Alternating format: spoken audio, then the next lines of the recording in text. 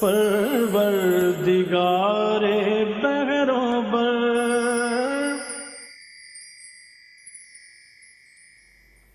اعوذ باللہ من الشیطان الرجیم، بسم اللہ الرحمن الرحیم۔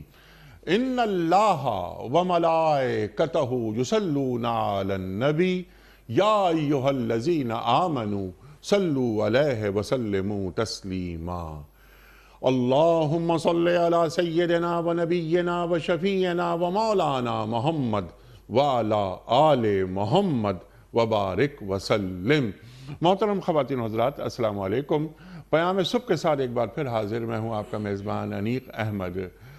قرآن کریم کے ان آیات پر ہمارے معزز علماء ہماری تعلیم کر رہے ہیں، ہماری علمی کمی کو دور کر رہے ہیں کہ جن آیات میں اللہ تعالیٰ اپنا نام رکھ کر ہم سے تقاضے کر رہا ہے کہ دیکھو میں تمہیں درس دیتا ہوں، میں تمہیں رہنمائی تمہاری کرتا ہوں، تمہیں زندگی کیسے گزارنی ہے، تمہیں دنیا میں وقار کے ساتھ کیسے رہنا ہے۔ خواتین و حضرات، اکثر و بیشتر ہم ایک جملہ بار بار کہتے ہیں کہ ہم اللہ تعالیٰ کی مخلوق ہیں، خالق ہماری نفسیات کو ہم سے زیادہ جانتا ہے، اور ذہن انسانی کی امامت تا قیامت قرآن کریم کرتا رہے گا۔ تو قرآن کریم کی یہ آیات کہ جن میں اللہ تعالیٰ کا نام نامی، اس میں گرامی، اس میں جلالہ موجود ہے، اللہ ہم سے کیا کیا فرما رہا ہے، کیا کیا تقاضے کر رہا ہے۔ میں تمہارا معبود ہوں، تم میرا حکم مانو اور تم میری ہی اطاعت کرو۔ اطاعت کیسے کرنی ہے؟ سرکار دو عالم صلی اللہ علیہ وآلہ وسلم نے جیسا کر کے دکھا دیا۔ من یطع الرسول فقد اطاع اللہ۔ خواتین و حضرات، آج سورہ نساء کی آیت نمبر 135 پر ہم اپنے معزز علماء سے سیکھیں گے کہ اس آیت میں اللہ تعالیٰ کیا فرما رہا ہے۔ اللہ تعالیٰ اہل ایمان سے مخاطبت فرما رہا ہے، اور یہ فرما رہا ہے کہ تم انصاف کے علم بردار بنو اور خدا واسطے کے گواہ۔ صرف یہ انصاف کی فراہمی، عدل کی فراہمی نہ کرو، بلکہ عدل و انصاف کا جھنڈا لے کر نکلو۔ اللہ اکبر۔ ایک سوال ہم یہ بھی رکھیں گے اپنے معزز علماء کی خدمت میں، کیا عدل و انصاف کی فراہمی محض حکومتوں کا کام ہوتا ہے، یا ایک فرد واحد پر بھی کچھ ذمہ داریاں اللہ تعالیٰ عائد کرتا ہے؟ اللہ تعالیٰ فرما رہا ہے کہ اگر انصاف کی فراہمی میں ذات پہ تمہاری اپنی ذات آ رہی ہو، تمہارے والدین آ رہے ہوں، تمہارے رشتہ دار آ رہے ہوں، حق اور انصاف اس سے پیچھا نہیں چھوڑانا۔ اور اگر کوئی غریب ہے تو اس کو انصاف نہیں دیا جائے گا، کوئی امیر ہے اس کو انصاف دیا جائے گا۔ یہ والدین، تمہاری اپنی ذات، رشتہ دار، تمہیں ان کے حق کی پڑی ہوئی ہے۔ اللہ کا حق ان تمام حقوق پر حاوی ہے، غالب ہے، تو اللہ زیادہ جانتا ہے ان تمام باتوں کو۔ خواتین و حضرات، بہت ساری باتیں مزید ہیں اس آیت کے ذیل میں، ہمارے معزز علماء سے ہم سیکھیں گے۔ کراچی میں تشریف فرما ہے محترم مولانا شجاع الدین شیخ صاحب۔ خواتین و حضرات، شیخ صاحب ایک جانا مانا نام ہمارے ملک کا، کون ہے جو آپ سے واقف نہیں؟ بہت ہی سلیس انداز میں دین سمجھا دیتے ہیں۔ ایسے علماء کی ہر دور میں ضرورت رہی ہے۔ شاگرد خاص محترم ڈاکٹر اسرار احمد صاحب علیہ الرحمہ، اور تشریف فرما ہیں لاہور میں استاد الاساتذہ محترم ڈاکٹر محمد حماد لکھوی صاحب۔ ڈاکٹر صاحب، آپ کا بڑا ممنون، آپ تشریف لائے۔ خواتین و حضرات، ڈاکٹر صاحب پڑھاتے ہیں پنجاب یونیورسٹی میں، اور پروگرام میں تشریف لاتے رہتے ہیں ہمارے، اور ہم ہمیشہ ڈاکٹر صاحب سے سیکھتے رہتے ہیں۔ قاری قرآن محترم قاری زین العابدین صاحب، ایک اور جانا مانا نام ہمارے ملک کا۔ قاری صاحب، گزارش ہے سورہ نساء کی آیت نمبر 135 کی تلاوت سے آج کے پروگرام کا آغاز فرمائیے۔ اعوذ باللہ من الشیطان الرجیم۔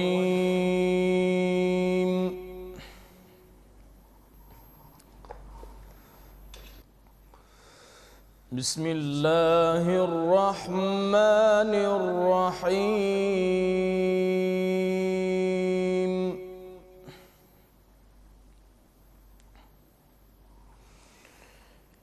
یا ایہا الذین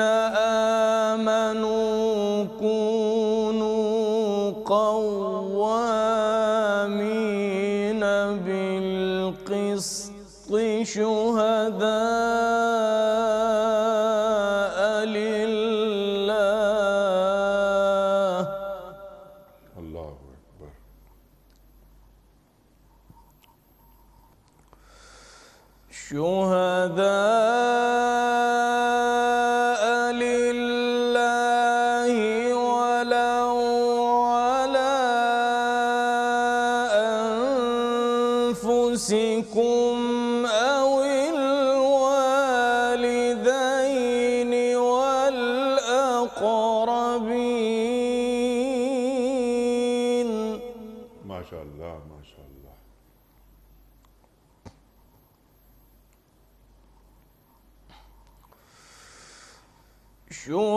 شهداء لله ولو على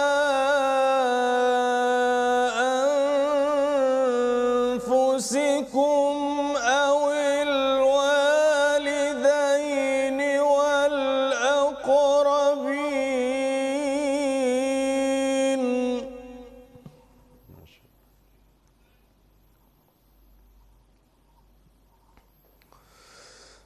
إن يكن غنيا أو فقيرا فالله أولى بهما. ما شاء اللہ ما شاء اللہ. اللہ اکبر. فلا تتبعوا الهوى أن تعدلوا وإن تلووا أو تعرضوا فإن الله. اللہ اکبر. ما شاء اللہ ما شاء اللہ.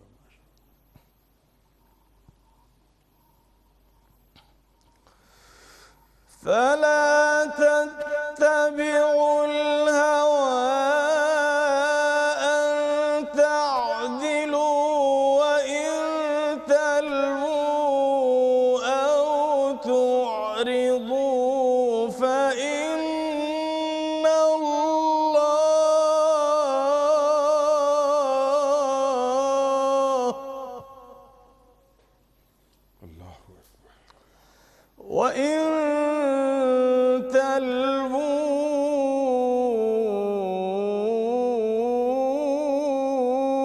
أو تعرضوا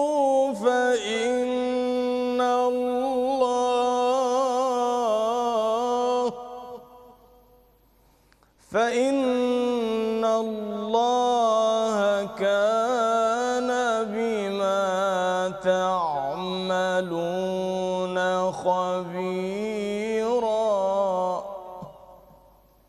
فإن الله كان بما تعملون خبيرا.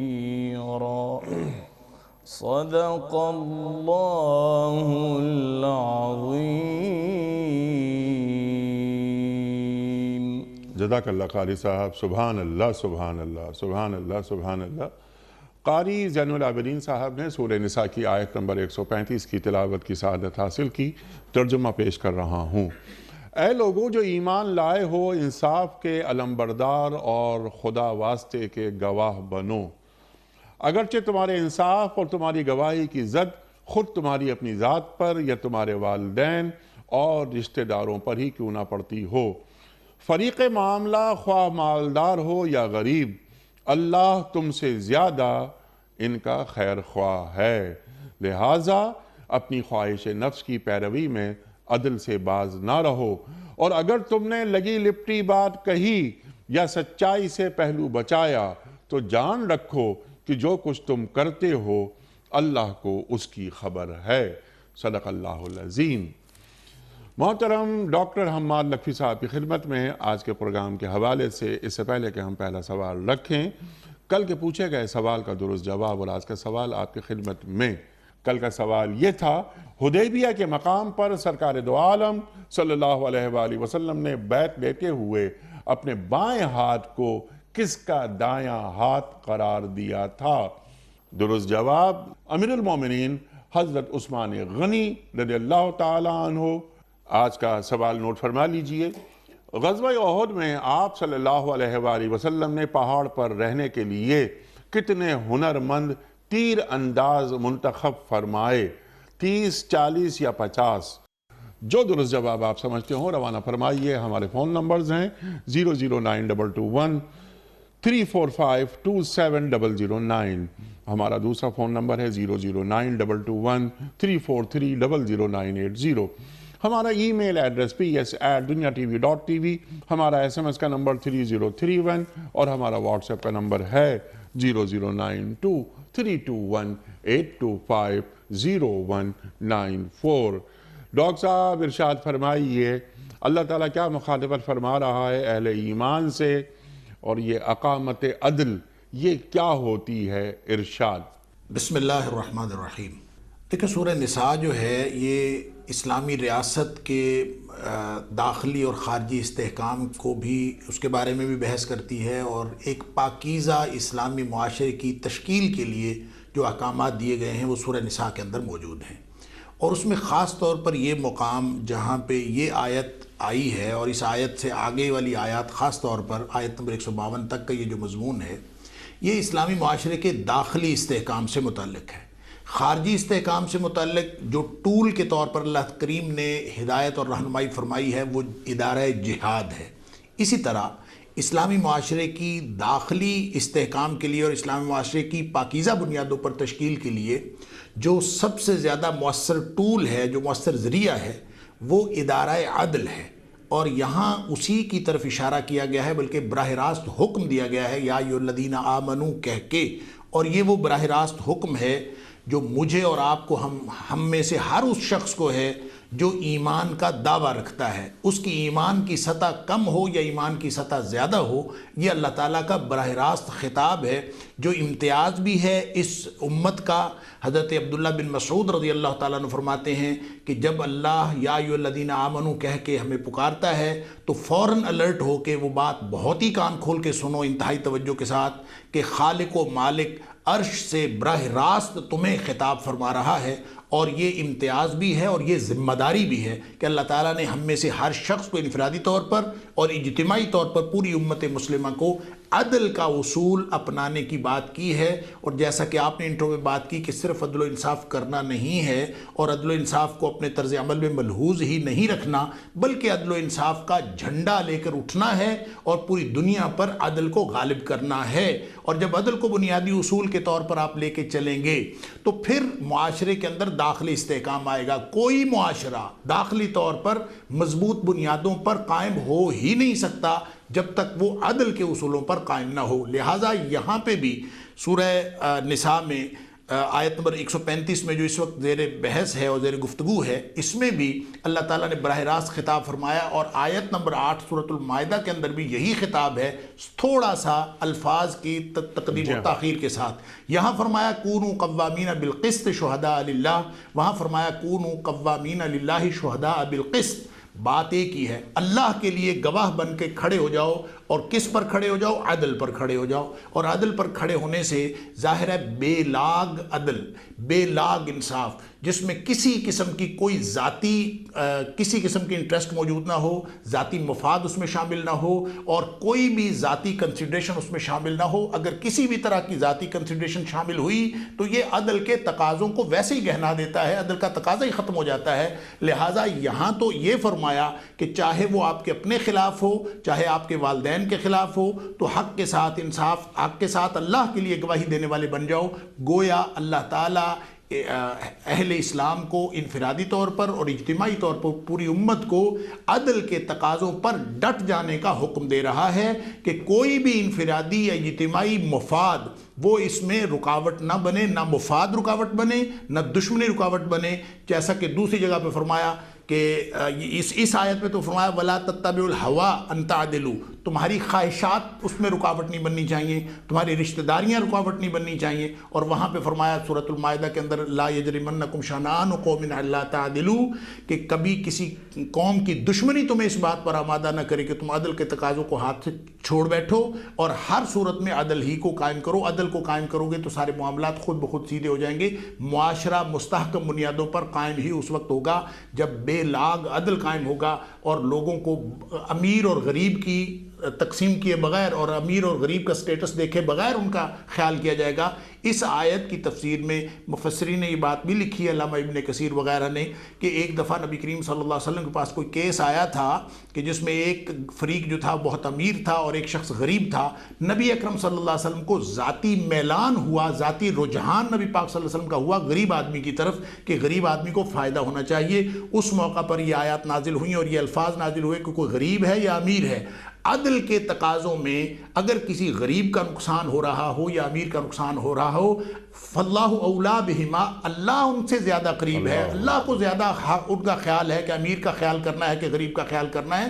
تم نے صرف عدل کے تقاضوں کا خیال کرنا ہے. لہٰذا عدل قائم ہوگا تو معاشرہ مستحکم ہوگا، اور عدل قائم اس وقت ہوگا جب انسان خواہشوں کو پس پشت ڈالے گا.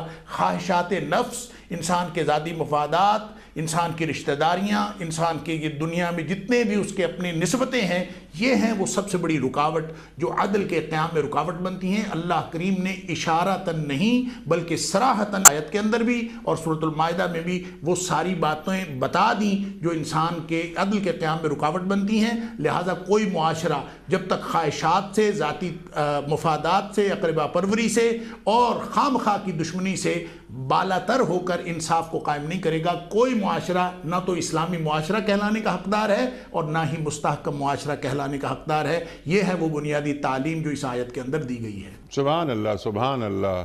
کیونکہ معاشرے عدل پہ قائم رہتے ہیں اور ظلم کی وجہ سے تباہ و برباد ہو جاتے ہیں. اللہ اکبر.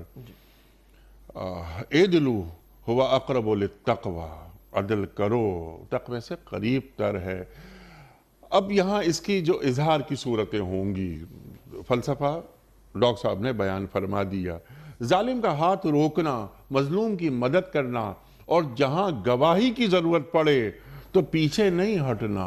ارشاد. بسم اللہ الرحمن الرحیم. اللہم صلی وسلم علی نبینا محمد. ڈاکٹر صاحب نے حسب معمول بڑی جامع انداز میں آیت کریمہ کا جو حاصل ہے بڑے سادہ اور واضح الفاظ میں ہمارے سامنے رکھ دیا. اسی بات کو انیس صاحب تھوڑا سا میں آگے بڑھاتے ہوئے جو عدل اور قسط پر ہمارا دین زور دیتا ہے، میں چاہتا ہوں اس پہلو کو بھی تھوڑا سا گفتگو میں لے آئیں. دیکھیے اللہ تعالیٰ نے اس پوری کائنات کو بنایا، اس کائنات کا وہ خالق ہے، اور سورۃ الرحمن میں وہ کہتا ہے کہ اللہ تطغوا فی المیزان. اللہ تعالیٰ نے والسماء رفعہا ووضع المیزان، اللہ نے خود میزان رکھی ہے، بیلنس اور توازن رکھا ہے اس کائنات کے اندر. اللہ تطغوا فی المیزان، تم اس میزان کے اندر کوئی کجی کا معاملہ اختیار نہ کرنا. وَأَقِیمُوا الْوَزْنَ بِالْقِسْطِ، اور قسط کے ساتھ وزن کا معاملہ کرنا، انصاف کے ساتھ، عدل کے ساتھ وزن کا معاملہ کرنا. اللہ نے اپنی شان کریمی یہ بھی بیان کی ہے کہ سورہ آل عمران کی آیت نمبر 18 میں ذکر آتا ہے قائما بالقسط، اللہ خود قسط کا، عدل کا قائم کرنے والا ہے. یہ تو اللہ کی شان ہے. اللہ نے اپنے رسولوں کے مشن کے بیان میں بڑی انقلابی آیت جو عطا فرمائی، سورہ حدید کی آیت نمبر 25 ہے. وہاں اللہ تعالیٰ نے کتاب عطا کرنا، معجزات عطا کرنا، شریعت کا قانون عطا کرنا، اس کا حاصل کیا بیان فرمایا؟ لَقَدْ أَرْسَلْنَا رُسُلَنَا بِالْبَيِّنَاتِ وَأَنزَلْنَا مَعَهُمُ الْكِتَابَ وَالْمِيزَانَ لِيَقُومَ النَّاسُ بِالْقِسْطِ. اللہ فرماتے ہم نے رسولوں کو بھیجا، انہیں معجزات عطا فرمائے، انہیں کتابیں عطا فرمائیں، انہیں شریعت کی میزان عطا فرمائی. تو شریعت صرف پڑھنے پڑھانے کے لیے تھوڑی دی اللہ تعالیٰ نے، خالی بیان کرنے کے لیے تھوڑی دی، کتابوں میں چھاپ دینے کے لیے تھوڑی دی ہے، انتہائی ادب سے کورسز کرا کے سرٹیفائی کرنے کے لیے تھوڑی دی ہے. یہ سب بھی ضروری ہے، لیکن رسولوں کا انقلابی مشن کیا؟ لِيَقُومَ النَّاسُ بِالْقِسْطِ، تاکہ انسانیت قسط پر، عدل پر قائم ہو جائے.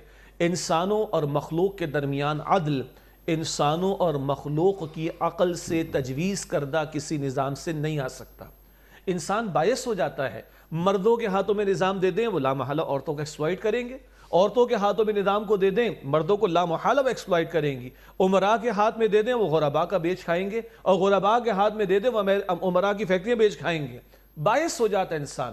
اللہ کا حکم جب اس کو مانا جائے گا تو اللہ کے ساتھ تو ایسی کوئی نیگیٹیوٹی کی بات نہیں ہے، اللہ کے ساتھ کوئی ایسی منفی جذبات نہیں لگے ہوئے معاذ اللہ۔ جب خالق کی مانی جائے گی تو مخلوق کو عدل میسر آئے گا۔ تو یہ رسولوں کی انقلابی محنت اور جد و جہد کا نقطہ اول بیان کیا جا رہا ہے تاکہ انسانیت عدل پر قائم ہو جائے۔ امام الانبیاء، خاتم الانبیاء محمد مصطفیٰ صلی اللہ علیہ وسلم کہلوایا جا رہا ہے ان سے۔ سورہ شورا کی آیت نمبر 15 میں وَأُمِرْتُ لِأَعْدِلَ بَيْنَكُمْ، مجھے حکم دیا گیا کہ میں تمہارے درمیان عدل کو قائم کر کے دکھاؤں۔ اور یہ بات تو غیر مسلم مصنفین کو بھی ماننا پڑی کہ واعظ اور نصیحت عدل پر، جسٹس پر تو بہت سو نے کہے، حتیٰ کہ مسیحی مذہب کے ماننے والوں نے بھی کہا کہ حضرت مسیح علیہ السلام نے بھی واعظ تو بہت عمدہ کہے، لیکن اس وعظ اور نصیحت جو کہ عدل کی تعلیم کا بیان تھا، اس پر اگر واقعتاً کوئی معاشرہ قائم کیا وہ محمد رسول اللہ صلی اللہ علیہ وسلم نے۔ انی صاحب آپ کو تو ہمارے ناظرین بھی واقف ہیں، دی میسج تو سبھی لوگ جانتے ہیں، ایک بہت بڑی مووی سارٹ آف بنی تھی، ایک بنی تھی امپائر آف فیتھ کے نام سے، وہ مووی نہیں وہ ڈاکیومنٹری ہے، اور اس امپائر آف فیتھ میں کئی ایک اسکالرز، پروفیسرز جو کہ غیر مسلم ہیں، یورپ کے کئی ممالک کے لوگوں کے اس میں انٹرویوز تھے، ان سب کی جو باتوں کا حاصل نکلا وہ ایک بات یہ تھی کہ the beauty of the teachings of Prophet Muhammad صلی اللہ علیہ وسلم is the catching word justice۔ محمد رسول اللہ علیہ السلام کی تعلیمات کی جو خوبصورت ترین بات ہے وہ کیا ہے؟ وہ کیچنگ ورڈ جسٹس ہے، اور محمد صلی اللہ علیہ وسلم نے صرف جسٹس کی بات کہی نہیں ہے، جسٹس کر کے دکھایا۔ آپ نے انٹرو میں کہا تھا غریب کو سزا مل جاتی، امیر چھوڑ دیا جاتا ہے۔ امام الانبیاء فرما رہے صلی اللہ علیہ وسلم، جب ایک فاطمہ نامی عورت نے چوری کی، بڑے گھرانے کی تھی، سفارشیں آنا شروع ہو گئیں، حضور کا چہرہ انور سرخ ہو گیا، اور آپ نے فرمایا کہ اللہ دیکھو تم سے پچھلی قومیں اس لیے برباد ہوئیں کہ کوئی بڑا جرم کرتا اس کو سزا نہیں دیا کرتے تھے، چھوڑ دیا کرتے تھے، چھوٹا جرم کرتا اس کو سزا دیا کرتے تھے، جان لو پچھلی قومیں ہلاک و برباد ہوئیں اس انجسٹس کی وجہ سے۔ اور یاد رکھنا اگر بالفرض محال میری بیٹی فاطمہ الزہرا رضی اللہ تعالیٰ عنہا بنت محمد صلی اللہ علیہ وسلم بالفرض اگر وہ بھی چوری کرے، اس کے بھی ہاتھ کاٹنے کا میں حکم دوں گا۔ یہ وہ عدل کی بات ہے جو حضور نے کہی نہیں بلکہ کر کے دکھائی۔ اگلی بات اس تسلسل میں، حضور آخری رسول علیہ السلام، جیسے حضور کے چلے جانے کے بعد، حضور کی ختم نبوت کے بعد آپ کے ذمے جو فرائض سے وہ امت کے کاندھوں پر آ گئے نا، دعوت کا کام ہے، تبلیغ کا کام ہے، دین کی نشر و اشاعت کا کام ہے، اسی طرح عدل کا کام۔ عدل کی صرف بات کرنا نہیں، جیسے ڈاکٹر صاحب نے کہا بے لاگ عدل، اور آپ نے کہا مکمل عدل، یعنی عدل کا صرف فیصلہ سنانا نہیں، یہ عدل کے معاملے کے تعلق سے گواہی فقط نہیں دینی، عدل کا نفاذ بھی ہونا چاہیے، عادلانہ جو فیصلے ان کا نفاذ بھی ہونا چاہیے۔ وہ ساری ذمہ داری جو پہلے پیغمبروں پر تھی، جو خاتم الانبیاء پر تھی صلی اللہ علیہ وسلم، اب ان کی ختم نبوت کے بعد یہ ذمہ داری ہمارے کاندھوں پر آ گئی، اور وہ خطاب آج کی جو آیت کریمہ زیر مطالعہ ہے، یا ایھا الذین آمنوا کونوا قوامین بالقسط، اے ایمان والو اب تم کھڑے ہو جاؤ قسط کے قائم کرنے والے بن کر۔ عجیب بات ڈاکٹر صاحب نے اشارہ کر دیا، جو آیت کریمہ اس وقت زیر مطالعہ سورہ نساء کی آیت نمبر 135، ساتھ ہی ڈاکٹر صاحب نے حوالہ دیا آیت نمبر 8 المائدہ کی، اور بڑے خوبصورت انداز میں یہاں قوامین بالقسط کہا، وہاں قوامین للہ کہا، یہاں کہا شہداء للہ، وہاں کہا شہداء بالقسط۔ بڑا خوبصورت ربط ہے۔ شہادت معنی گواہی دینا، حضور علیہ السلام کی امت کو اسی کام کے لیے کھڑا کیا گیا۔ قرآن فرماتا ہے سورہ البقرہ آیت نمبر 143 میں وَكَذَلِكَ جَعَلْنَاكُمْ أُمَّةً وَسَطًا لِتَكُونُوا شُهَدَاءَ عَلَى النَّاسِ وَيَكُونَ الرَّسُولُ عَلَيْكُمْ شَهِيدًا، تمہیں اب امت وسط بنایا مسلمانوں، تم لوگوں پر اللہ کے دین کے گواہ بنو، حضور تم پر گواہ بنیں گے۔ تو حضور نے اللہ کے دین کی گواہی پیش کی، حضور نے اللہ ہی کے حکم کو نافذ کیا۔ اب حضور کی امت پر ذمہ داری ہے دین کی گواہی دینے کی بھی اور قسط کی گواہی دینے کی بھی، دین کو پھیلانے اور قائم کرنے کی بھی اور عدل کا نظام برپا کرنے کی بھی۔ یہ وہ انقلابی ذمہ داری ہے، یعنی فرائض کے تصور میں یہ انقلابی فریضہ ہے جو پہلے انبیاء اور رسل کے ذمہ تھا، اب یہ ذمہ داری اللہ نے میرے اور آپ کے کاندھوں پر دی۔ اور بہت خوبصورت بات ڈاکٹر صاحب نے بیان فرمائی، اللہ جزائے خیر عطا فرمائے، کہ حضرت عبداللہ بن مسعود کیا فرما رہے رضی اللہ عنہ، قرآن یا ایھا الناس، یا ایھا الناس پوری سیریز آپ نے کی تھی ماشاءاللہ، اور قرآن یا ایھا الذین آمنوا، یا ایھا الذین آمنوا، میں اپنی سعادت کو تو فیل کروں، عرب ہاں عرب انسان زمین پر 7-8 ارب ہوں گے، لیکن جب اللہ انسانوں کو کہتا ہے تو وہ سب سے خطاب کر رہا ہوتا ہے، لیکن جب اللہ یا ایھا الذین آمنوا کہتا ہے تو وہ مجھے بریکٹ کر دیتا ہے، وہ امتیوں کو بریکٹ کر دیتا ہے. اللہ تو وی اکبر. Must be serious. عبداللہ بن مسعود فرما رہے ہیں وی مسٹ بی سیریس کہ اب اللہ خاص مجھے کیا حکم دے رہے, ہم اللہ کے خاص بندے ہو گئے. کبھی اللہ نے رسولوں کو چنا, ان اللہ اصطفی آدم و نوحا, اللہ نے آدم علیہ السلام کو چنا, اللہ نے نوح علیہ السلام کو چنا. اور اللہ کا کلام کہتا ہے سورہ حج کے آخر میں, آخری آیت میں, هو اجتباکم, اللہ نے تمہیں چنا ہے, اللہ نے تمہیں چنا ہے. I must be serious, I am the chosen person of Allah سبحانہ وتعالی. پہلے سوالات انبیاء کو اللہ نے منتخب کیا, اب ختم نبوت کے بعد اللہ نے مجھے آپ کو ہمیں چنا ہے. اب اس آیت کریمہ کو جہاں جہاں یا ایھا الذین آمنوا آتا ہے سیریسلی لینا چاہیے. اب وہ ذمہ داری بیان ہو رہی ہے جو مجھ پر امتی ہونے کے ناطے لازم اور واجب ہے. سبحان اللہ, سبحان اللہ. شیخ صاحب نے یہ بات فرمائی, آپ نے یہ بات فرمائی کہ عدل کا نظام, اس کا نفاذ. ایک سوال یہ اٹھتا ہے اور لوگوں کے ذہنوں میں یہ بات آتی ہے ڈاکٹر صاحب کہ عدل و انصاف کی فراہمی یہ کام ہے ریاست کا, بڑوں کا, حکومت کا, کورٹس کا. تو یہ تمام کام کیا حکومتوں کے ہیں یا انصاف کی, عدل کی فراہمی میں میرا ایک عام آدمی کا بھی کوئی کردار ہے؟ ارشاد. دیکھیں یہ ایک ہمہ جہت حکم ہے اور ہر شخص کو ہے, اور ہر شخص اپنی سطح, اپنی پوزیشن اور اپنی حالت کے مطابق اس کا ذمہ دار ہے. جب وہ انفرادی طور پر اپنے گھر میں ہو تو معاشرتی طور پر عدل کا مطلب صرف اور صرف کسی کو عدالتی فیصلہ کرنا اور عدالتی فیصلے میں عدل کے اصول کو ملحوظ رکھنا نہیں ہے, بلکہ عدل کا معنی ہوتا ہے کسی حقدار کو حق دینا.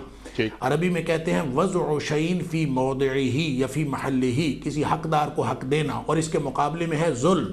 جب کوئی شخص کسی کو حق دے گا, جو آیت نمبر 8 کی بات ہو رہی, جو اگلی آیت کا اگلا حصہ جو میں نے جان بوجھ کے چھوڑ دیا تھا کہ اگلی بات ہوگی, اور آپ نے اس کی طرف اشارہ کیا کہ اعدلوا هو اقرب للتقوی, یعنی ایک سنگل لفظ ہے اعدلوا. اور اس کے بارے میں امام راضی کہتے ہیں کہ اگر یہ صرف ایک لفظ آ جاتا, نازل ہو جاتا, قرآن پورا نہ بھی نازل ہوتا, اور لوگ اس عدل کو سمجھ کر اس پر عمل کر لیتے, تو ان کی کامیابی کے لیے یہ ایک لفظ ہی کافی تھا. اور یہ ایک لفظ اس لیے کافی تھا, یہ اتنا جامع اس لیے ہے, اعدلوا, ہر حقدار کو اس کا حق دے دو. اگر وہ انسان ہیں تو انسانوں کا حق دے دو. اگر وہ اشیاء ہیں, ارد گرد کا ماحول ہے تو ہر چیز کو حق دے دو. اگر وہ والدین ہیں تو ان کو حق دے دو. اگر وہ بھائی بہن ہیں تو ان کو حق دے دو. رشتہ داروں کو ان کا حق دے دو. اہل محلہ کو ان کا حق دے دو. تمام انسانیت کو ان کا حق دے دو. نبی اکرم صلی اللہ علیہ وآلہ وسلم کو ان کا حق دے دو, اور اللہ کو اللہ کا حق دے دو. اور جو اللہ کو حق نہیں دیتا یا نبی کریم صلی اللہ علیہ وسلم کو ان کا حق نہیں دیتا, وہ کائنات کا بڑا ظالم ہے. ان الشرک لظلم عظیم, اسی لیے فرمایا کہ شرک اس کائنات کا سب سے بڑا ظلم ہے. نبی اکرم صلی اللہ علیہ وسلم کے حق میں ڈاکہ ڈالیں وہ بھی بڑا ظلم ہے. کسی بھی شخص پر اس کا حق ادا نہ کرے یہ ظلم ہے. لہٰذا عدل کا تقاضا صرف حکمرانوں کے اوپر نہیں ہے, بلکہ ہر اس شخص کے اوپر ہے جو ذمہ دار ہے. اور ذمہ دار کون کون ہے؟ میرے اور آپ میں سے اور امتیوں میں سے. نبی اکرم صلی اللہ علیہ وسلم فرمایا کلکم راع وکلکم مسئول عن رعیتہ, ہر شخص جو ہے وہ نگہبان ہے, ہر شخص جو ہے وہ راعی ہے, ہر شخص کی ایک رعیت ہے, اور وہ اپنی رعیت کے بارے میں, اپنی راجدھانی کے بارے میں اس سے پوچھا جائے گا. یہ جو 5-6 فٹ کی کائنات ہے, ہمارا جسم, یہ بھی ایک راجدھانی ہے, اس کے بارے میں پوچھا جائے گا. اس کے بارے میں بھی ایک عدل کا, اور ہر چیز کو, ہر صلاحیت کو, اللہ کی دی ہوئی ہر صلاحیت کو اس کے مطابق, اللہ کے حکم کے مطابق استعمال کرنا, یہ بھی ایک عدل کا اور ایک انصاف کا اور قسط کا تقاضا ہے. اور عدل اور قسط کی بڑی اچھی بحث اور بڑی اچھی گفتگو شیخ صاحب نے عطا فرمائی, اور میں اس میں یہ بات عرض کرنا چاہوں گا کہ عدل اور قسط کو جب آپ دیکھتے ہیں تو ہمارے ذہنوں میں, ہمارے جو ہم اردو میں اس کا ترجمہ کرتے ہیں تو وہ انصاف آتا ہے. انصاف تنصیف سے ہے جس کا معنی برابری ہے. ہمارے ذہنوں میں ایک تصور برابری کا آ جاتا ہے. مغرب نے جو انصاف کی بات کی ہے, جو برابری کی بات کی ہے, وہ بالکل غیر فطری برابری اور غیر فطری مساوات ہے. عدل کا اور قسط کا وہ تصور ہرگز نہیں ہے جو بالکل ایک غیر فطری مساوات کا ہے. عدل اور قسط کا معنی یہ ہے, قسط اس حصے کو کہتے ہیں جو کسی کا حق بنتا ہے, اور وہ حصہ اسپیسیفکلی جو ہو اس کو قسط کہہ دیتے ہیں. دونوں آپس میں اس لیے مترادف ہیں. کہنا یہ چاہیے کہ عدل, انصاف کا لفظ ہم اس لیے استعمال کرتے ہیں کہ اردو میں عدل کا متبادل جو ہے انصاف ہی ہے, عدل و انصاف ہم استعمال کرتے ہیں. وگرنہ عدل کا معنی یہ ہے کہ جو جس کا حق بنتا ہے اس کو دیا جائے. کسی کیس میں 90% حق اس کا بنے گا اور دوسرے کا 10% بن سکتا ہے، کبھی 60-40 ہو سکتا ہے، کبھی 50-50 ہو سکتا ہے. تو جو جس کا حق بنتا ہے، یہ بھی ہو سکتا ہے کہ کسی کیس میں کسی کا 100% حق بنتا ہو اور دوسرے کا بالکل نہ بنتا ہو. لہٰذا ان تقاضوں کو ملحوظ رکھنا ہے جو شریعت نے حق حقوق مقرر کیے ہیں. شریعت کے مقرر کیا کردہ حقوق جو ہیں ان کے مطابق جب آپ عدل کے تقاضوں کو ملحوظ رکھیں گے تو پھر آپ اللہ کے اس حکم کی پابندی کریں گے. کونوا قوامین للہ شہداء بالقسط، یکونوا قوامین بالقسط شہداء للہ. تو یہ اصل میں شہادت حق کی بات ہو، شہادت للہ کی بات ہو، تو یہ تو اصل میں پورے کردار کی گواہی ہے. یہ کسی ایک دن کی نہیں، یہ کسی ایک لمحے کی نہیں، کسی ایک عمل کی نہیں، بلکہ یہ پوری زندگی کی گواہی ہے. ایک مومن کا ہر لمحہ گواہ ہوتا ہے کہ وہ اللہ کا بندہ ہے. ہم سے اصل میں یہ تقاضا کیا جا رہا ہے. اور جب کسی کا معاملہ کسی ہاتھ میں آئے، انصاف کا قلم ہاتھ میں آئے، ان تحکموا بالعدل جیسے کہا کہ جب کوئی معاملہ آئے تو پھر وہ عدل کے مطابق کرنا ہے، چاہے وہ کسی کا معاملہ ہو چاہے آپ کا اپنا ہو. تو لہٰذا آپ کے سوال کے جواب میں صرف یہ میں مختصراً عرض کرنا چاہتا ہوں کہ عدل کا تقاضا صرف حکمرانوں پر قائم نہیں ہوتا، صرف حکمرانوں کے لیے نہیں ہے، انہی پر لاگو نہیں ہوتا، بلکہ یہ ہر اس فرد پر لاگو ہوتا ہے جو اللہ کے قرآن کو ماننے والا ہے، نبی اکرم صلی اللہ علیہ وسلم پر ایمان کا دعویٰ کرتا ہے. یہ ساری شریعت ہر اس شخص پر ہے، اور انفرادی طور پر بھی اور اجتماعی طور پر. ہم چاہے دفتر میں بیٹھے ہوں، چاہے ہم کاروبار میں بیٹھے ہوں، چاہے اپنے گھر میں بیٹھے ہوں، ہر جگہ عدل کے تقاضے اور شہادت للہ جو اللہ کے لیے گواہی ہے، ہمارا کردار اصل میں اس کی گواہی بنتا ہے، اور ہمارا کردار ہی عدل کے تقاضوں کو پورا کرتا ہے یا عدل کے تقاضوں کو پس پش ڈالتا ہے. لہٰذا یہ پوری زندگی کا ایک ڈسپلن ہے، کسی ایک عمل سے متعلق نہیں ہے. سبحان اللہ سبحان اللہ. اچھا ڈاکٹر صاحب یہ بھی آپ فرما دیجئے، یہ تو آپ نے پوری اس کی تعریف اور اس کا فلسفہ آپ نے بیان فرما دیا. میرا صرف سوال یہ کہ جیسے آج کے معاشرے میں، لیکن آپ نے بات فرمائی کہ ہم دفاتر میں بیٹھے ہوں یا وغیرہ وغیرہ کہیں پہ بھی ہوں، وہ عدل کی بات ہمیں کرنی چاہیے. آپ نے ظلم کی بات بھی فرمائی کہ ظلم نہیں کرنا چاہیے. اللہ کا حق اللہ کو دیا جائے، رسول کا حق صلی اللہ علیہ وآلہ وسلم انہیں دیا جائے. ہم اپنے معاشروں پہ نگاہ ڈالتے ہیں تو معلوم یہ ہوتا ہے کہ کہیں ظلم ہو رہا ہوتا ہے تو ہم وہاں سے وہ کنی کترا کے نکل جاتے ہیں کہ یہ ہمارا ذاتی معاملہ نہیں ہے، چلو یہاں سے چلو. بلکہ نہ ہی خود نکلتے ہیں بلکہ اپنی اولاد سے بھی کہتے ہیں کہ بھئی یہ تانو کی نکل بھئی یہاں سے الگ چلا جا. دین کیا بیان کرتا ہے؟ ظالم کے ہاتھ کو روکو. یعنی کیا یہ دین یہ ہم سے یہ چاہتا ہے؟ مظلوم کی مدد کرو. کیا یہ دین ہم سے یہ چاہتا ہے؟ اور ڈاکٹر صاحب یہ بھی بتائیے کہ یہاں پر گواہی کی بات ہو رہی ہے، تو جب ہمیں مظلوم کی گواہی کے لیے کھڑا ہونا پڑتا ہے تو ہم کھڑا ہونے کو ترجیح نہیں دیتے، ہم ٹال جاتے ہیں. تو کیا یہ دین کا تقاضا نہیں ہے کہ مظلوم کی مدد کی جائے اور گواہی کے لیے کھڑا ہوا جائے؟ بالکل تقاضا ہے. نبی اکرم صلی اللہ علیہ وسلم کا یہ فرمان بہت معروف ہے، انصر اخاک ظالما او مظلوما، اپنے بھائی کی مدد کرو چاہے وہ ظالم ہے اور چاہے وہ مظلوم ہے. تو نبی اکرم صلی اللہ علیہ وسلم سے پوچھا گیا کہ مظلوم کی مدد تو سمجھ آتی ہے کہ ہم اٹھ کے کھڑے ہو جائیں اس کے ساتھ اور اس کی مدد کریں، ظالم کے خلاف ظالم کی کیا مدد کرنی ہے؟ تو نبی اکرم صلی اللہ علیہ وسلم نے فرمایا ظالم کو ظلم سے روک کر اس کی مدد کرو. گویا یہ کوئی شخص جہاں بھی ہو، جس بھی معاشرے میں ہو اور جس بھی جگہ پہ ہو، جہاں بھی کسی کا حق تلف ہوتا ہوا دیکھے، یہ مسلمان کی ذمہ داری ہے، یہ ایمان کا تقاضا ہے. فمن رآ منکم منکرا فلیغیرہ بیدہ، جو بھی کہیں کوئی برائی ہوتا دیکھے اور کوئی انصاف کا خون ہوتا دیکھے، عدل کا خون ہوتا دیکھے، فلیغیرہ بیدہ، اس کو وہ اپنی پوری قوت کے ساتھ اس کو مٹا دینا چاہیے. اگر وہ قوت نافذہ رکھتا ہے، وہ گھر میں اگر سربراہ ہے تو اس گھر کا سربراہ قوت نافذہ رکھتا ہے. اگر وہ قانون نافذ کرنے والے کسی ادارے میں ہے تو وہ وہاں قوت نافذہ رکھتا ہے.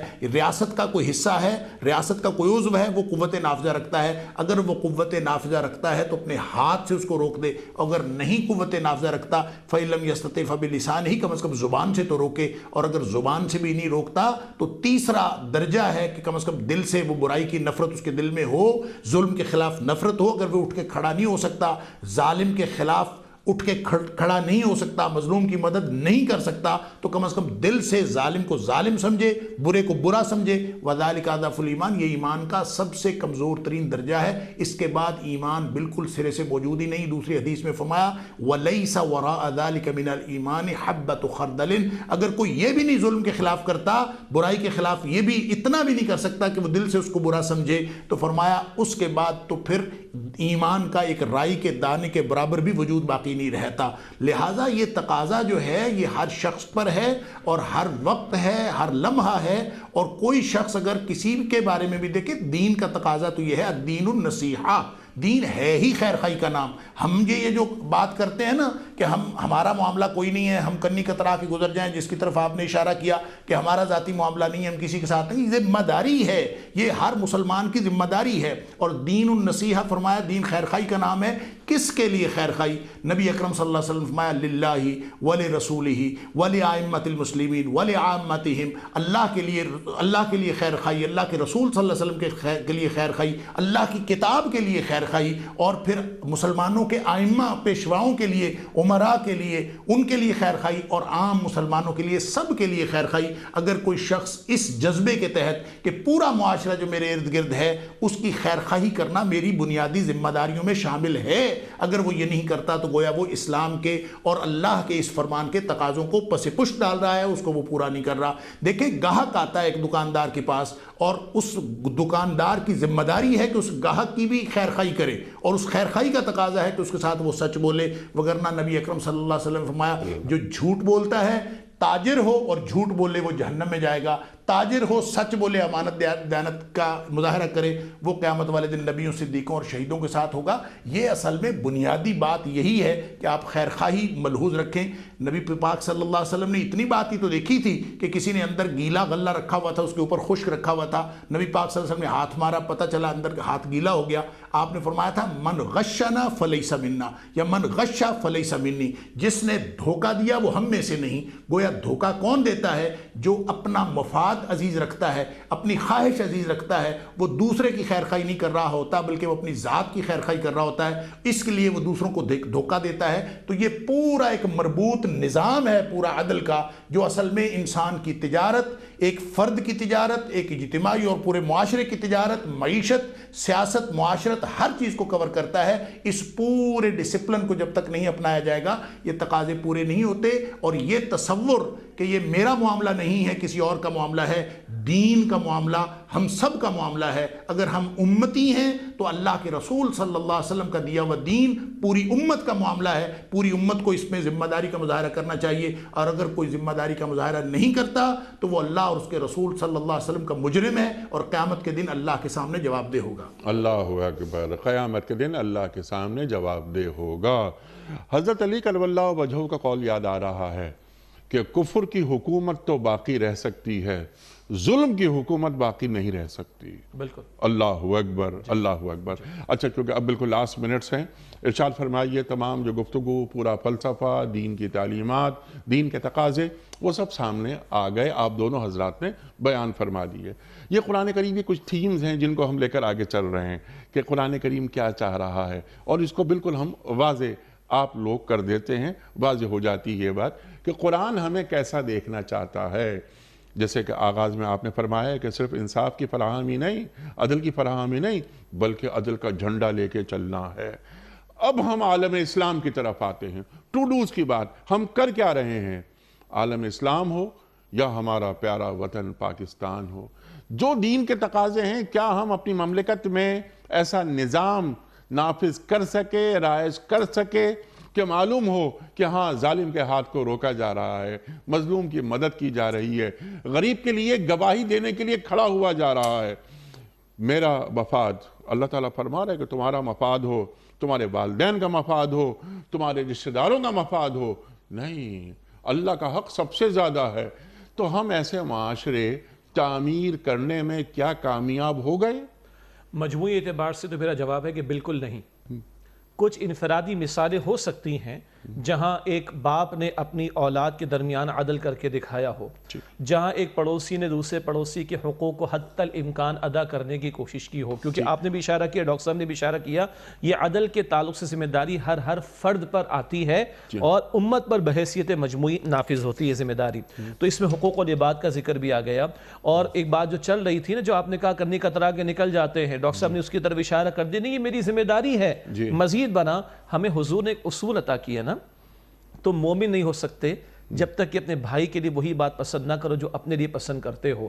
ظلم کیا ہو گیا کہ میرے لینے اور دینے کے بارٹ الگ ہو گئے، میں جو اپنے لیے پسند کر رہا ہوں معیار وہ آپ کے لیے پسند نہیں کر رہا، جی اب میں کرنی کترا کے نکل رہا ہوں، میں تھوڑی دیر کے لیے سوچوں کہ اس بندے کی اگر میں کھڑا ہوں یہاں پر مظلوم والی پوزیشن میں اور آپ کو دیکھوں تو میں آپ سے کیا ایکسپیکٹ کروں گا، تو بھائی وہ بھی مجھ سے یہ ایکسپیکٹ کر رہا ہے اس وقت، جی تو ہمارے آدھے جھگڑے ختم ہو جائیں اور نصف جو باقی بچیں گے وہ مسئلے ختم ہو جائیں گے اگر معیار ہمارا یہ بن جائے کہ جو میں اپنے لیے پسند کروں وہی معیار اپنے بھائی کے لیے بھی پسند کروں۔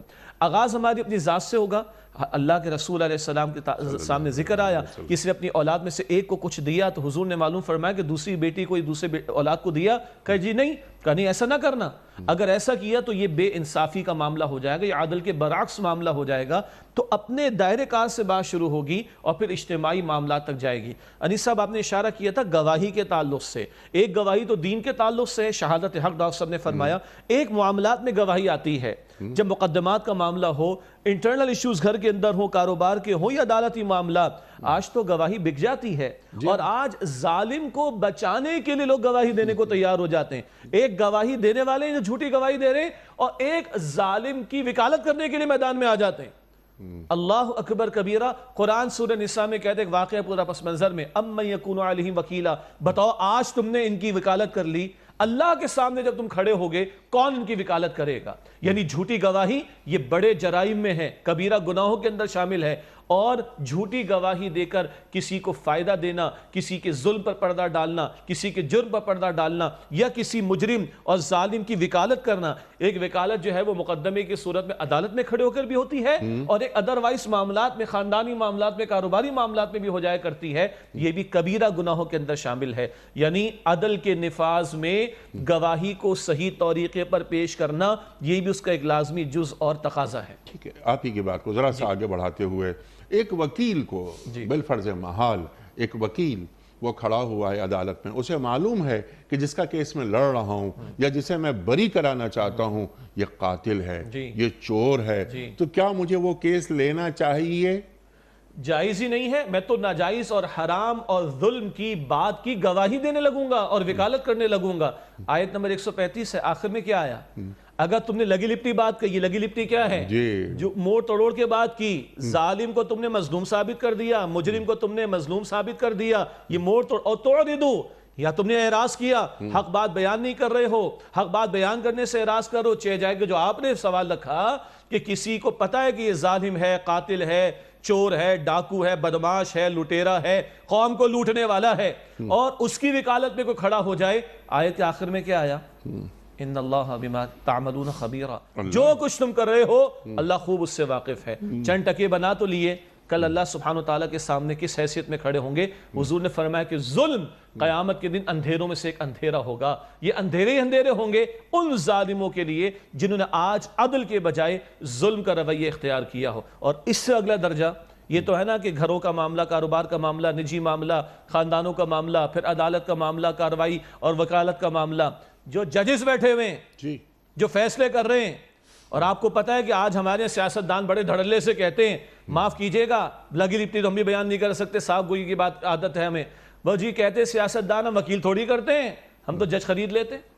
تو ان ججز کو بھی یاد رکھنا، اچھے لوگ بھی ہمارے الحمدللہ موجود ہیں جنہوں نے اپنے جج کی پوزیشن کو چھوڑ دینا گوارا کر لیا مگر ظلم کا ساتھ دینا گوارا نہ کیا، اللہ ان کو جزائے خیر عطا فرمائے۔ لیکن اگر اس کے برعکس معاملہ ہے تو یاد رکھو کہ اللہ کو جواب دینا ہے، اور ان کو نومینیٹ کرنے والے، ان کو لا کر بٹھانے والے اور پھر ایگزیکیوشن کرنے والے، اگر ایگزیکیوشن کرنے والے ظالموں کو راہ فرار دے رہے ہیں، سیف ایگزٹ دے رہے ہیں، تو یہ ایگزیکیوشن کرنے والے بھی اس ظلم کے اندر شامل ہوں گے۔ اور یاد رکھیے گھر کا معاملہ ایک فیملی یونٹ ہے، اور ریاست کا معاملہ 22 کروڑ کا معاملہ، جو جتنا جتنا درجہ بدرجہ اوپر ذمہ داری پر چلتا چلا جائے گا اس کا معاملہ اتنا ہی زیادہ حساس ہوتا چلا جائے گا۔ کلکم راعٍ وکلکم مسئول عن رعیتہ، ہر ایک تمہیں سے راعی نگہبان ہے، اس کی رعیت کے بارے میں سوال ہوگا۔ یہ بخاری شریف کی روایت، باپ ہے تو اولاد کے بارے میں، شوہر ہے تو بیوی کے بارے میں، آقا ہے تو غلام کے بارے میں، اور حکمراں ہے تو ریاست کے بارے میں۔ اب ہر کوئی دیکھ لے، ہم ظلم کے گواہ تو نہیں بن رہے،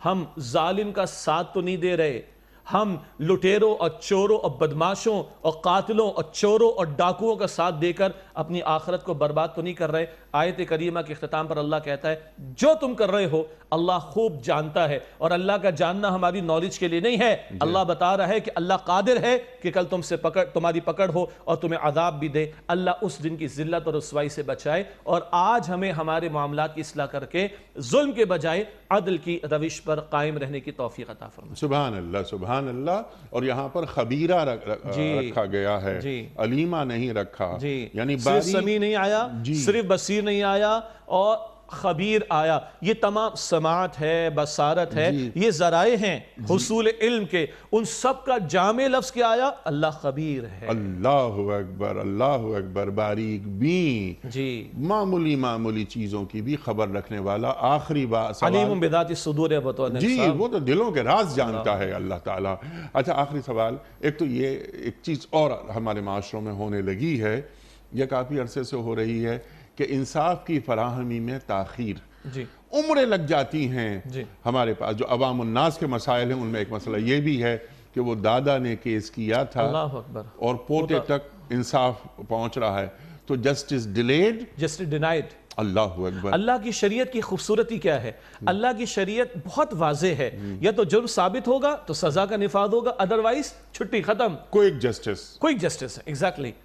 یعنی اس کو ریویو کرنے کی ضرورت ہے بھائی۔ ہم نے غیروں کی آنکھوں سے قانون کو دیکھنا شروع کر دیا، انگریز سے مرعوب ہو کر ہم نے اسی کی سوچ کے ساتھ قانون کو دیکھنا، بھالنا، سمجھنا شروع کر دیا۔ ارے اللہ کی کتاب، اللہ کے نبی کی سنت، خلفائے راشدین کے عہد کو دیکھ لو، جسٹس ڈیلیڈ نہیں ہوتا وہاں، وہ کوئی جسٹس جو آپ نے لفظ استعمال فرمایا، فوراً انصاف آ جاتا ہے صاحب۔ اللہ اکبر، اللہ اکبر۔ شیخ صاحب، میں آپ کا بڑا شکر گزار، آپ تشریف لائے۔ ڈاکٹر حماد لکھوی صاحب، آپ کا بڑا ممنون، آپ تشریف لائے۔ خواتین حضرات، جس طرح ہم نے عرض کیا تھا کہ یہ قرآن کریم کے تقاضے ہیں، کچھ قرآن کریم کی تھیمز ہیں، کچھ قرآن کریم کے اصول ہیں جو ہمیں وقار کے ساتھ زندہ رہنا سکھاتے ہیں۔ اللہ تعالیٰ ہمیں بتاتا ہے کہ دیکھو تم دنیا میں کیسے رہو گے، یہ دنیا ہم نے تمہیں بنا کر دے دی ہے، لیکن تمہیں ان اصولوں کا خیال رکھنا ہے۔ یہاں پر انصاف کی بات، عدل کی بات ہوئی، اور جس طرح بار بار یہ بات آئی گفتگو میں کہ محض انصاف یا عدل کی بات ہی نہ کرو، بلکہ عدل و انصاف کا جھنڈا لے کر اٹھو۔ محض زبانی کلامی نہیں، عمل کر کے دکھاؤ کہ واقعی تم ظالم کے خلاف ہو، تم مظلوم کے حامی ہو، تم گواہی دیتے ہو، خواہ تمہاری گواہی کی ضد پہ تمہاری اپنی ذات، تمہارے والدین اور تمہارے رشتہ دار ہی کیوں نہ آتے ہوں۔ یہ دین کا تقاضا ہے۔ خواتین حضرات، یہ ہمارا قرآن ہم سے مخاطبت کر رہا ہے اور ہمیں اس مقام پر دیکھنا چاہتا ہے۔ بہت ساری گفتگو ہمارے معزز علماء نے عطا فرمائی، اللہ انہیں جزا دے۔ خواتین حضرات، ہمارے علماء کو اللہ سلامت رکھے، تشریف لاتے ہیں، ہماری علمی کمی کو دور فرما دیتے ہیں اور ہمیں قرآن کریم سے قریب کر دیتے ہیں۔ اختتام ہو رہا ہے پروگرام کا، اور آپ کو معلوم ہے کہ روزانہ ہم ایک سوال جو کل پوچھا تھا اس کا درست جواب، اور پھر آج کا سوال اور قرآن اندازی اور آج کے ونر کے نام کا اعلان، یہ سب مراحل ابھی باقی ہیں۔ کل کا سوال یہ تھا، حدیبیہ کے مقام پر سرکار دو عالم صلی اللہ علیہ وآلہ وسلم نے بیعت لیتے ہوئے اپنے بائیں ہاتھ کو کس کا دایاں ہاتھ قرار دیا تھا؟ درست جواب امیر المومنین حضرت عثمان غنی رضی اللہ تعالی عنہ۔ آج کا سوال نوٹ فرما لیجئے۔ غزوہ احد میں آپ صلی اللہ علیہ وآلہ وسلم نے پہاڑ پر رہنے کے لیے کتنے ہنرمند تیر انداز منتخب فرمائے؟ 30، 40 یا 50؟ جو درست جواب آپ سمجھتے ہو روانہ فرمائیے۔ ہمارے فون نمبرز ہیں 0092213452709، ہمارا دوسرا فون نمبر ہے 009221343009880۔ ہمارا ای میل ایڈریس ps@dunyatv.tv، ہمارا SMS کا نمبر 3031، اور خواتین حضرات ہمارا واٹس ایپ کا نمبر ہے 0092-321-825-0194۔ وقت ہے قرآن اندازی کا۔ محترم شجاع الدین شیخ صاحب ایک پرچی نکال کر اعلان فرما رہے ہیں، آج کے ونر کے نام کا اعلان ہو رہا ہے۔ جی محمد اکبر صاحب ہیں مردان سے۔ محمد اکبر صاحب مردان سے آپ کی خدمت میں دنیا ٹی وی کی جانب سے دینی کتب پر مشتمل یہ گفٹ ہیمپر آپ کے گھر بذریعہ کوریئر روانہ کیا جا رہا ہے۔ اب بہت بہت مبارک ہو۔ اختتام ہوتا ہے پیام صبح کا روزانہ ایک قول پر، اور وہ قول ہوتا ہے صاحب نہج البلاغہ امیر المومنین حضرت علی مرتضیٰ کرم اللہ وجہہ کا۔ آپ فرماتے ہیں کہ خوشحالی میں دوست زینت اور بلا میں مددگار ہوتے ہیں۔ خوشحالی میں دوست زینت اور بلا میں مددگار ہوتے ہیں۔ سبحان اللہ سبحان اللہ۔ اپنے میزبان انیق احمد کو کل تک کے لیے اجازت دیجیے۔ خدا حافظ۔